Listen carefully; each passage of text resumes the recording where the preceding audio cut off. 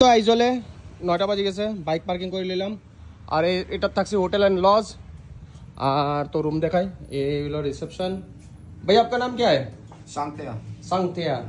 अब भैया मेरा यूट्यूब में वीडियो देखने वाला था, अभी नहीं देख रहा है। तो अभी चलो रूम दिखाते हैं। हमारा रूम अंदर में ভিতর দিকে গিয়া এদিকে দেখো ভিউ। ও ভাই দেখছো নি আইজল, দিস ইজ আইজল। আইসি কত কিলোমিটার দৌড়াইয়া আইজল, দেখছো ভিউ। এখন দেখো রুমটা, এইলো আমার রুম আজকে রাত্রে লাগি। আর রুমের ভাড়া নিছে 1200 টাকা। 3 জন ঘুমাই লইলো, এটা দাম বাড়লো না, কিন্তু আমি একলা একলা থাকবো এই কারণে 1200 টাকা। তে অত সময়ে 2টা থাকি, রাত্রে 9টা পর্যন্ত রাইড করিয়া এখন রেস্ট করবো। এখন আর ধুলাবালি তো শেষ এমন শরীর, স্নান করি, খাওয়া দাওয়া খাই, এরপরে ঘুমাই। তারপরে কালকে এখন next trip Aizawl to Champhai, আরো 200 কিলোমিটার যেতে লাগবো। চলো, গুড নাইট।